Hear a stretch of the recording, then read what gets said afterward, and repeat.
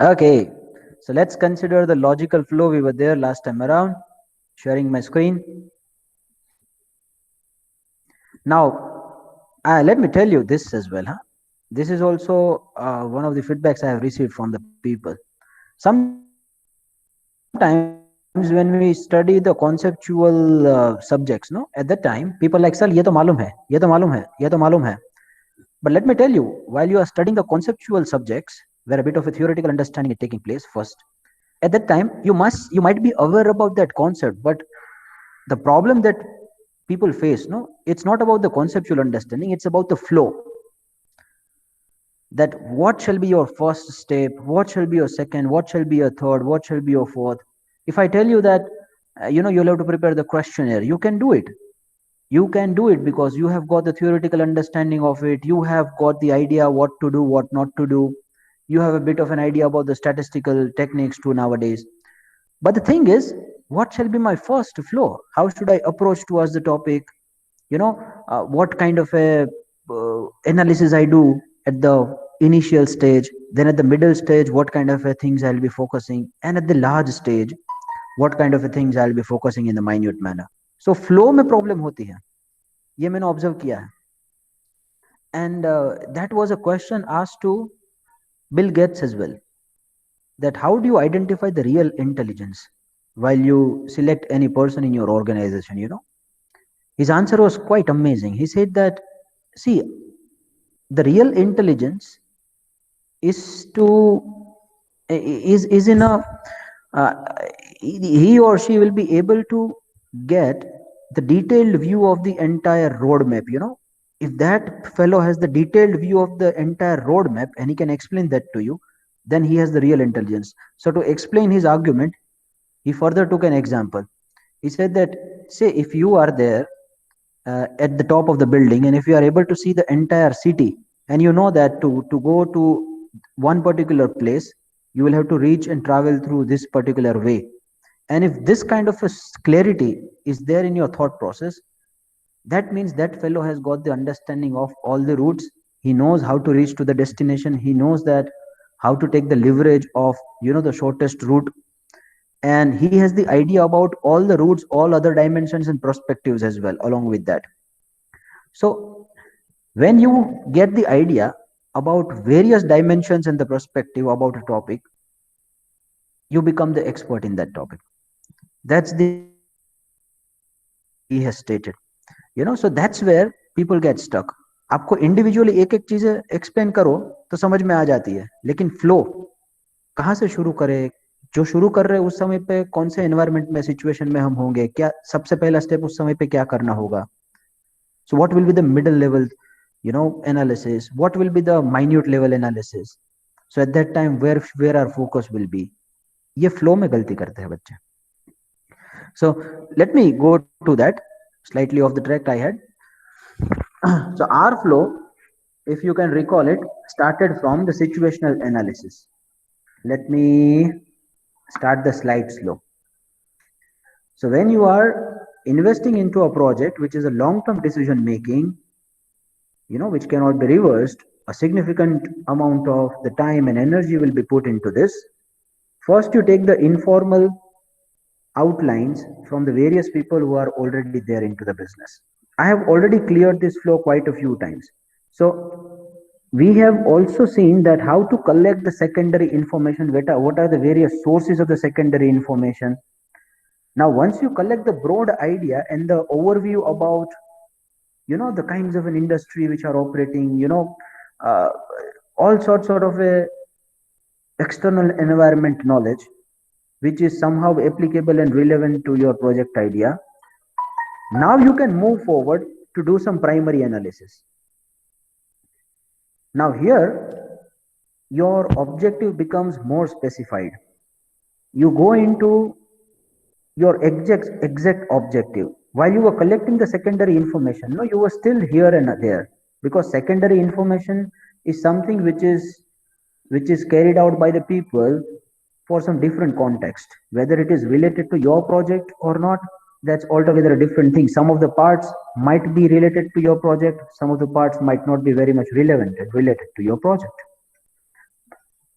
But after having that broad idea and overview about the things, the overall market, overall industry, the secondary information you have got, then you come to a particular issue.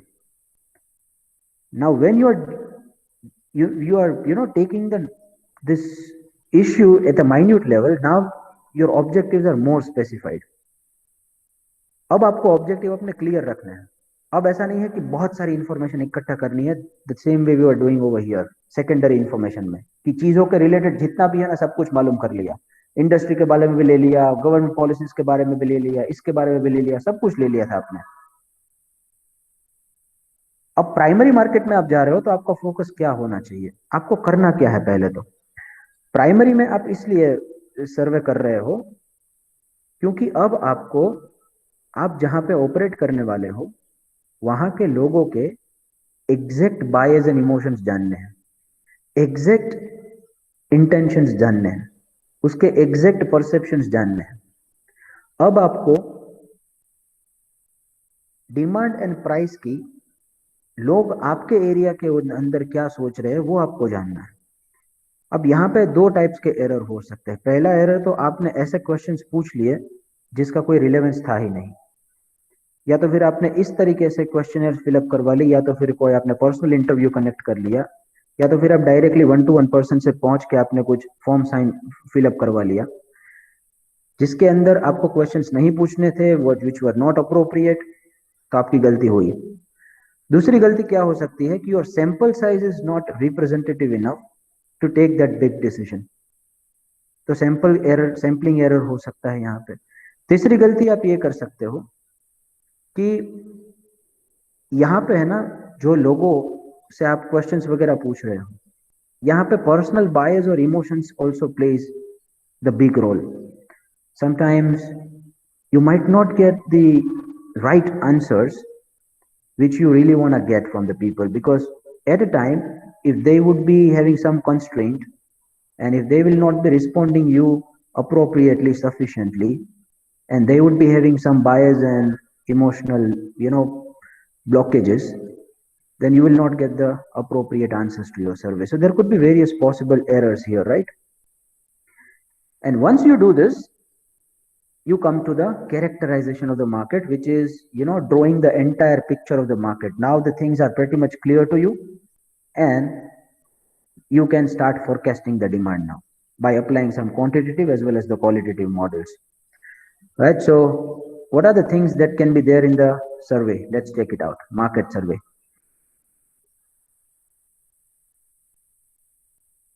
Okay, so these are the various types of information you would like to seek from the market survey. What is the total demand and the rate of growth of the demand? The questions must be asked very intelligently. Some of the psychological things as well you tend to take into account. If the questions would be too long, people might not be answering you, people would be reluctant to give you the answers. It must be framed in such a manner where they fill up the questions with the utmost honesty. They do not feel many constraints while filling the questionnaire. You can have the various other ways too to take this secondary data, market survey. Demand in different segments of the market, income and price elasticity of the demand, that how people react to the prices based on their income. So if their income is say 1 lakh, then how they are reacting to the price changes. If their income is say 50,000, how they are reacting to the price changes. So accordingly, the smart questionnaires will be prepared. Motives for buying, why they are buying this. Purchasing plans and intentions, what are their intentions. Satisfaction with the existing products, whether they are satisfied with the existing products. If not, obviously you will try to take the leverage of their unsatisfied needs. That's called the unsatisfied needs, identification of those needs. Attitudes towards the various products, distributive trade practices and preferences, their socio-economic characteristics. When I say socio-economic characteristics, that means the caste, religion, their genetic orders also comes into the picture. whether their attitude and intentions and the perceptions are different based on their caste, gender, and religion too. That also affects your sales, right? So you try to seek this kind of an information from your survey. So what are the steps we take in doing this survey? Obviously, first of all, sir will be identifying the target population where we want to get. If you are coming up with a product which is specifically for the younger people, then obviously your target population will always be the younger people. So from where you will be able to fill up your questionnaire. So your target would be, sir, we would go to the colleges, we would go to the universities, we would go to the restaurants, we would go to the cafes, we would go to the cinema halls where the youth can be found. So accordingly, your other strategies will also be dependent. Identify the target customer base, target population from whom you wanna take the opinions. Then select the sampling scheme and sample size. Say if you are able to do it for the entire population, that's well and good. And obviously, we can't do it for the entire population. If it is small in nature, you can do it. Otherwise, you'll have to do the sample. And after taking the samples, we would be doing the inferential statistics, right? That from the sample, we try to get the conclusion related to the entire population. कि sample में से जो conclusion ले रहे हैं वो entire population में applicable होता है कि नहीं होता है. For that we have the hypothesis testing. So you take the sampling. Sampling can be any of the methods you can adopt there. Simple random sampling where every sample has the equal chance to get selected. That's a very simple kind of a random sampling. Randomly anyone can be picked, and if each and everyone have the equal chance to get selected, then you can call it the probability sampling too. Then it can be the cluster sampling where you identify that what are the various clusters in which the population is divided. Now these are the naturally visible clusters. When I say clusters, these are the natural groups. The groups can be based on the class, the groups can be based on the religion, the groups can be based on the gender, the groups can be based on the income levels. The clusters can be as many number of clusters, you can select it as per your needs. And then what you do after identifying all those clusters, you take the samples from the clusters. That at least 5 or 10 must be there from this cluster, at least 10 or 15 must be there from the different cluster. So once you identify all these clusters, you decide that what would be the sample size from each and every cluster. And obviously each and every person who is there in that cluster would have the equal chance to get selected. That's why it's the cluster sampling. Yes, you can decide the sample size for the cluster, that's fine. But once you have decided 20 for one cluster, then each and every person who is falling at that cluster have the equal chance to be in that 20 sample size. Sequential sampling, where where you do not have the number of samples fixed. First of all, you keep on adding and modifying your sampling size based on whether you have achieved your objective or not. So first you try to frame a predetermined objective and you collect the sample size in a sequenced manner. Once you do some analysis on one particular sample, you add few more. Then you try to see that whether the analysis of the second sample is matching with the first sample or not. Then you take the third one. Then you take the fourth one. And you keep on adding it till the time your predetermined objective is satisfied. And if there are too many variations coming between one sequence to another sequence in terms of analysis, then obviously it can be a matter of concern for you, because it tells you that the sample is not very much reliable, because there is too much of fluctuation happening, right? So it's in a sequence. First you go with say 20, then you do some analysis on the 20, then you again go with the 20, you do some analysis over here too. Then you compare your analysis whether there is a major difference coming between the two or not. Then you again add 20. And once you are sure enough that no major deviations are taking place in terms of analysis of the samples, that means sample is now reliable. This technique is used when you want to remove the sampling error to the maximum extent, then it can be a stratified sampling. See, stratified sampling and cluster sampling are basically same. But in stratified sampling, you prepare the group which might not be the natural groups. See, male and female is a natural group. But here in this case, you prepare the group of say 10. So all the entire population would be divided into each group of 10. Now each group of 10 might not be the group which are natural groups. So there is a very thin line of difference between the cluster and the stratified sampling. You prepare few groups stratas that चलो initial 40 है, उसके बाद वाले 40, उसके बाद वाले 40, उसके बाद वाले 40. Then it can be the systematic sampling, non-probability sampling. There are various, I mean, we are not supposed to go into this sampling techniques right now. In non-probability sampling as well, there could be a convenience sampling and hell, so many other types of sampling techniques. I'm just giving you the brief idea that what is our second step. So our second step is to select the appropriate sampling technique. Then obviously based on that, we develop the questionnaire, psychological parameters needs to be considered, emotions and bias needs to be considered, whether it would be too long, whether it is too short to take the information, everything needs to be precisely cleared. And then you frame the questionnaire, and majority of the people while doing the research make the mistake over here in framing the questionnaire. Questionnaire should be prepared in such an intelligent manner that it is appropriate for your data analysis too. What is your overall objective is getting satisfied? If not, try to modify it. That's why people adopt the reverse engineering while doing the questionnaire framing. First, they identify that what kind of a statistical test they would be doing. Say they would be doing a regression.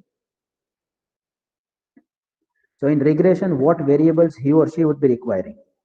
So say if he or she would be requiring this 5 variables, 4 would be the independent and 1 would be the independent one. So it's a multivariable regression. So based on these 5 variables, he will prepare the questionnaire. So that's the reverse engineering.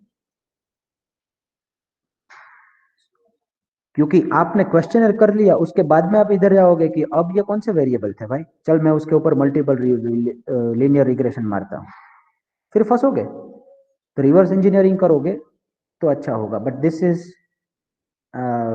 suggested only if the objectives of the research are getting satisfied, otherwise not. लेकिन academics में ज्यादातर focus किस लोगों का किसके ऊपर होता है कि मेरे को जल्दी से इसके ऊपर टेस्ट अप्लाई करके अपना रिसर्च पेपर पब्लिश करवा देना है. तो एक्चुअल जो इसका यूटिलिटी है ना वो चला जाता है. Frankly, if I tell you about myself, questionnaire framing and the statistical technique you use, these two should be independent in nature. But because of the fact that you want your research to be proven right, you want that 0.05 or less. ये आंकड़े के लिए तो statistician मरते हैं पूरी जिंदगी तक. 0.05 से नीचे होना चाहिए, बस उससे वो हो गया तो अपना पूरा खत्म हो गया. अब उसके लिए आप वैसे ही क्वेश्चनर फिलअप करवाते हो और वैसे ही लोगों से डेटा लेते हो और वैसे ही टाइप के क्वेश्चंस पूछते हो जिससे आपका रिसर्च का ऑब्जेक्टिव सेटिस्फाई हो जाए. Anyway, let's move ahead. Recruit and train the field investigators. अपन खुद करने वाले हैं तो इन्वेस्टिगेटर्स की बात ही नहीं होती, लेकिन किसी और को अपॉइंट किया है. If you are running a big huge corporation, then obviously you need to train those people as well. You need to tell them the by this is the objective. तो इसके लिए काम कर रहा है. Sometimes people become too much, they go too much into the formalities कि main objective ही भूल जाते हैं. किसके लिए कर रहे हैं वही भूल जाते हैं. हम कहाँ पे थे, क्यों कर रहे थे. सिस्टम में इतना भी मत उलझो कि हम क्यों कर रहे थे वही भूल जाओ. कई बार इतनी कॉम्प्लिकेटेड सिस्टम हम बना देते हैं चीजों की कि हम क्यों कर रहे हैं वही भूल जाते हैं. उनको बताना पड़ता है कि भाई हम इसलिए कर रहे हैं. So accordingly you can take few decisions. Obtain information as per the questionnaire from the sample of respondents. ये भी कोई कहने की बात हुई. हमने जो क्वेश्चन फिलअप किया उसके हिसाब से हम इंफॉर्मेशन कलेक्ट करें, तो ऑब्वियसली सर यही करने वाले हैं हम, scrutinize the information. Now see the words are interpretations, थोड़ा सोचना है. It's about the scrutiny, it's not the investigation. So when you say scrutiny, that means you try to see it from the appearance that whether something wrong has happened or not. So if you apply a bit due diligence, a bit of the active approach, and nothing comes to you in your consideration which is wrong or which is bad, or which is a misleading, then you deem that okay, this is what we have done, that's right. So there are level of inquiries. It's not the investigation. We are not going into each and every question and try to identify that whether oh my god इसके अंदर कुछ misleading है कि नहीं है.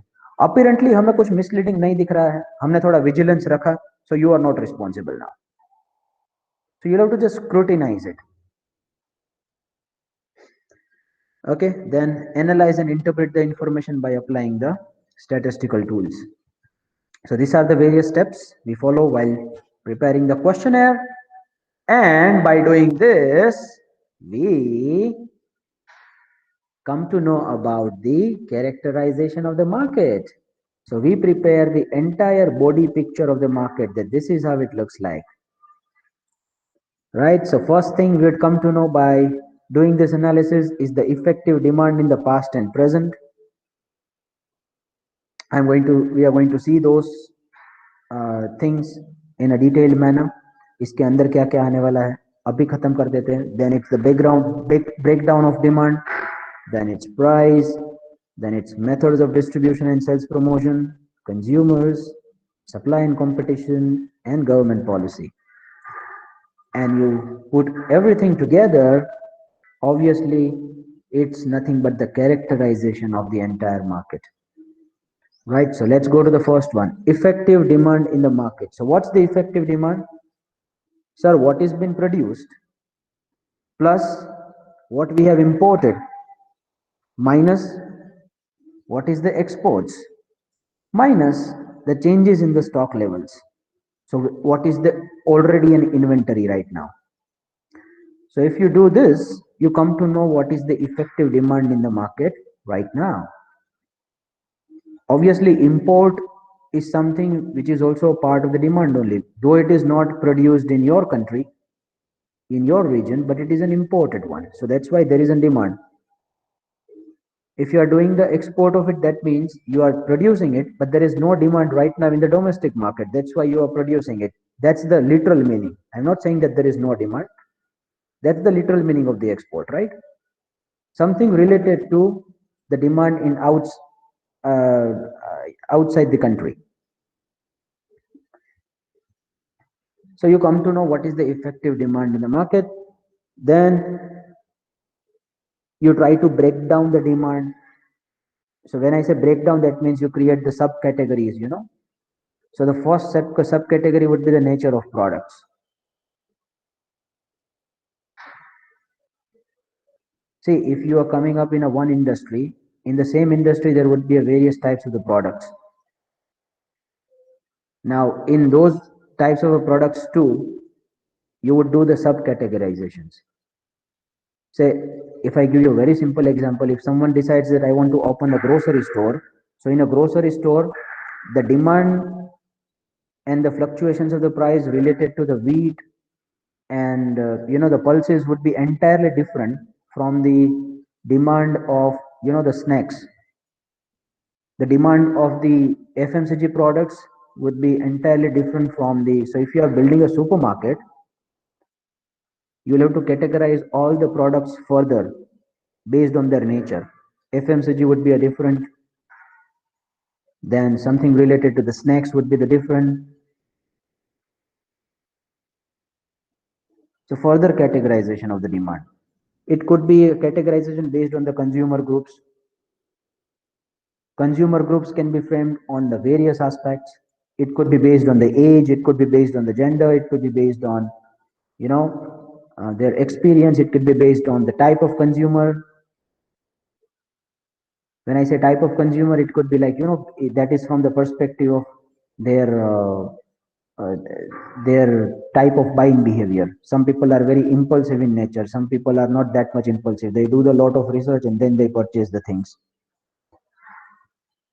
So based on that, you again bifurcate the demand. Then it could be a geographical division kind of a thing, that इस area में कितनी है, उस एरिया में कितनी है, ये एरिया में कितनी है. So the breakdown of demand can be there in various bifurcations. One could be the nature of product, another one could be the types of customers, third one could be the geographical division too. Then you try to identify what would be the price. Now see, when you are manufacturing or producing any good, at that time you come across with the various terminologies related to the price. What you are selling to your immediate distributors, that price would be different from what would be the maximum retail price, that would be the MRP, that would be fetched from the ultimate customers. So average retail price would be different from the average wholesale price. So when I say price, try to look at the price from the various dimensions. Now this is also a terminology quite famous among the finance people, that they people continue, they evaluate the price based on cost, insurance and freight too. So sometimes while doing the transportation, you may see the word CIF. So this is the price which includes the cost as well as the insurance you have paid for the transit, as well as the bhada, the freight you have paid for this transportation. If you include these three, then it becomes the CIF price. Right. So accordingly, the price can be further bifurcated into various categories. Methods of distribution and sales promotion. So that's also a very important part of the characterization of the market. When I say distribution, that means how you will be reaching to your customers. Reaching in terms of the supply of your products and services. Whether you would be having your own retail stores or you don't want to go into the retail at all, the distribution would be like you would be supplying it to the distributors and then they would be supplying it to the wholesalers and then they would be supplying it to the retailers and so on. Whether the direct selling units which you want to establish, you want to follow the franchisee model over there, or it would be owned by you only. So there are various types of the models for distributing your services and goods. Not going into the much detail because this there can be a different subjects in the marketing specialization specifically. Similarly, the sales promotion technique can also be identified, and that depends on the nature of products and the nature of industries, right? वो cement use करने के लिए तुम फिर customers को ये करोगे, तो अब कौन सीमेंट के लिए कौन कस्टमर अभी है? सी मेजोरिटी ऑफ द सिटीज आप जहां पे देखोगे तो वहां पे फ्लैट्स लग रहे हैं, रेसिडेंशियल आउटलुक्स बड़े बड़े जो बड़े इंडस्ट्रियलिस्ट होते हैं, जो बड़े बिल्डर्स होते हैं वो लगाते हैं. तो इंडिविजुअल कस्टमर का इंटरफेस ही चला गया सीमेंट प्रोडक्ट्स के ऊपर से, तो उसके कारण इंडिविजुअल कस्टमर तक सीमेंट के लिए पहुंचने की जरूरत है कि नहीं? I am just giving the example right now. So sales promotion technique will be different. That depends on, that depends on what level of distribution channel you are there right now. That depends on the common industry practice which has been followed by the people. That depends on pros and cons of various sales promotion techniques. ऐसा कोई product ले लिया जो कोई print advertisement में देखता ही नहीं है, what kind of a advertising mix would be the appropriate one? So that's the characterization of the market, that you try to get the information by doing a survey. And obviously you have already had the informal talks, you have taken the secondary information too, you do the survey as well. Now it becomes pretty much absolutely crystal clear, right? Then you try to identify your customer base. Your customer base can be bifurcated briefly into two categories. One is the demographic categories, another one it could be the attitudinal categories, where you try to bifurcate your customers based on their preferences, their intentions, their habits, their attitudes, their responses. Or it could just be related to a demographic trends, that what is their age, what is their gender, their income levels, their profession. Then it comes to the supply and competition. Now that's the part of the characterization of the market. What kind of a competition has been there? On what basis the competition has been fought? Industry to industry, product to product, it would be different. And you try to understand about the government policy too, right? When I say government policy, that means each and every minute detail about the regulations, the laws which will be affecting your business overall.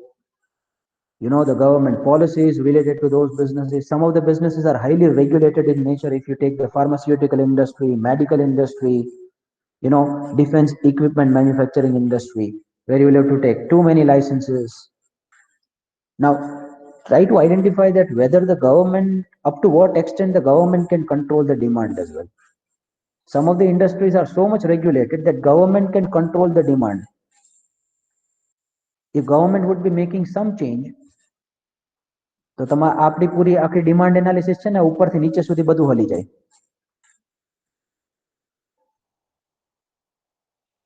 Like see, there are auto parts manufacturers right now.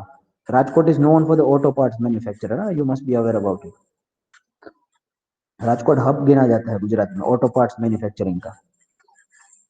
अब auto parts manufacturing के अंदर that was one question raised by one businessman when Mrs. Sitaraman was interacting with the group of businessmen. At that time, one person asked that, see, right now, for the auto part manufacturing, there are around 300 to 400 small kind of an equipments are getting manufactured for diesel and the traditional engines. Now you want to move to the electronic vehicle making. At that time, do you know, Mrs. Sitaraman, that only 30% of these equipments will be required, 70% would be obsolete. That will no more be required when we'll be producing the electric vehicles.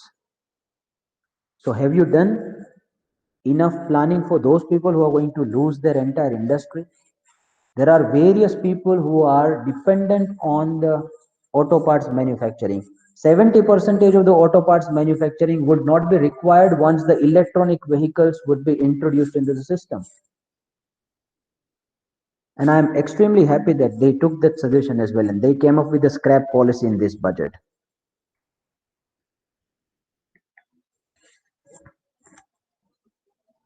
पुराने vehicle की scrap policy लेके वो आए. पुराने vehicle के ऊपर थोड़ा सा टैक्स भी वो ज्यादा बढ़ाएंगे. तो ऐसी ऐसी चीज लाके उन्होंने थोड़ा सा एड्रेस करने की कोशिश की है. But personally feeling, if I tell you about my self, अभी भी बहुत कुछ करने की जरूरत है. बिकॉज बहुत सारे लोग हैं जो अपनी जॉब गवा बैठेंगे. तो उनके लिए हमारे पास कोई बैकअप प्लान गवर्नमेंट ने प्रिपेयर किया है कि नहीं किया है? Where those people would be employed, Similarly, there are various things which government is planning and proposing to do.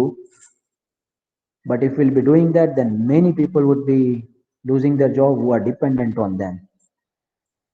So whether we have the backup plan for those kind of people or not, that's again a question to be asked. In the advanced economies, if I tell you, for direct tax, many of the people have, taken off this direct tax entirely. Banking transaction tax कोई कोई country ने introduce कर दिया है कि भाई direct tax में income tax की माथाकूट करनी ही नहीं है, बैंकिंग ट्रांजैक्शन टैक्स कर दो.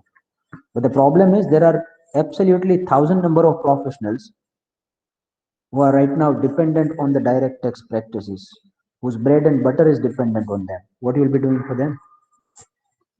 So if you just introduce the banking transaction tax, where one person transferring one amount to another person through the bank, few percentage would be directly charged, eliminate the direct tax entirely. That was the suggestion given by a few experts as well. But the problem is there are thousands, lakhs of tax professionals who are working on this. If you'll be removing it entirely like this, it would be shattering their dream like anything. Anyway, so that's again a different kind of a topic. What I'm trying to focus on is that up to what extent government can influence the demand. That was raised some of the industries where government interference is too much. People generally say that it's not government business to be in the business, but sometimes it is required for government to be in the business to regulate the business in order to avoid that some the majority of the benefit should go to only the handful few individuals. In order to avoid those kind of a chronic capitalistic situations, government must remain in some of the sectors. But I feel that government is doing the privatization right now at the too fast rate. Whether that kind of a privatization would actually be helpful for our economy, I'm little suspicious about it. Government control is required in some of the industries because that prevents the small traders, that prevents interest of the consumers. Government must be there as an intermediary somewhere. Government must be there who would be controlling the demand somewhere in some of the places, not obviously at all the places. Otherwise, only the few handful individuals who have the power of capital and the influence would be taking the entire benefit of economic, you know, the benefits they get. Anyway, so these are the various things you come across with when you characterize the entire market. And if you are crystal clear about all these six factors, starting from effective demand in the past and present, breakdown of the demand, then their price from the various dimensions, as I've already stated. Just do not think from the perspective of the ultimate consumer, think from the perspective of the wholesale people too, think from the perspective of the manufacturer too. So what would be the price at the different levels and the profitability margins at the different levels of distribution channel? Then the methods of distribution and the sales promotion, which have been followed right now in the industry. Then the types of consumer, do the bifurcations of the consumer based on their attitude, based on their demographic variables,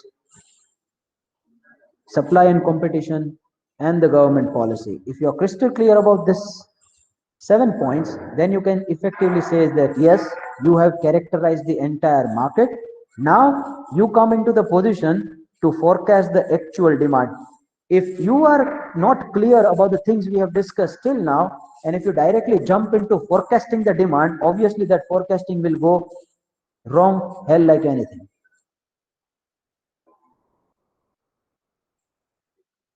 Do you know that this Reliance Jio has come up with the WhatsApp plan for the grocery stores now?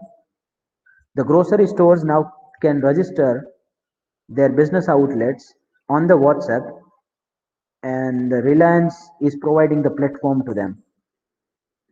Now the thing is, see, earlier they wanted to come to the retail business directly, but then they identified that, see, if we'll be coming in the retail business directly, then I then they felt that we'll not be getting the benefits, because see, there are still very small traders who are operating right now in the market, and they are doing the good amount of sales. If you take some of the wholesale kind of a grocery stores, like you have the Big Bazaar, DMart, people are purchasing from them. But for few of the groceries, wheats and pulses, people are still coming to the small traders with whom they have the personal interaction. Now they analyzed it, and then they cancelled of their entire plan to go into the retail directly. अब वो क्या कर रहे हैं कि छोटे छोटे किराना store को अपने साथ ले रहे हैं. उनका रीजन ये है कि जब उनको लगा कि हमें जाना चाहिए, तब उन्होंने थोड़ा सा रिसर्च किया और मालूम पड़ा कि people are still preferring the small traders. Why? Because they have the personal interaction. What could be the reason behind it? The reason behind it is that, see, अभी भी छोटे छोटे जो लोग हैं, जो फैमिली है, जो स्मॉल ट्रेडर्स है, वो क्या करते हैं, वो पर्सनल गाइडेंस देते हैं कि ये लेना चाहिए कि वो लेना चाहिए. There is something called the personal touch. There is something called the advice. Every customer is not educated enough, rational enough to take the decision that which wheat should be purchased and which wheat should not be purchased. Which quality of rice shall be purchased, which one not to. He or she requires one person who guides him with the personal touch that what is better for you, what is not better for you. That's why people are still preferring the small traders when it comes to the groceries. So Reliance ने पूरा marketing strategy अपना change कर दिया. वो बोले कोई बात नहीं भाई, अपन डायरेक्टली रिटेल कैटेगरी में नहीं घुसेंगे, रिटेल ट्रेडर्स जो है उनको साथ में लेके आगे बढ़ते हैं. Now this happens only when you have the thorough research of, the demand and the sentiments of the people, the buying behavior of the people. Well, that will be discussed detail in a detail when we'll be taking the marketing kind of a subject. Right now our focus is not on that.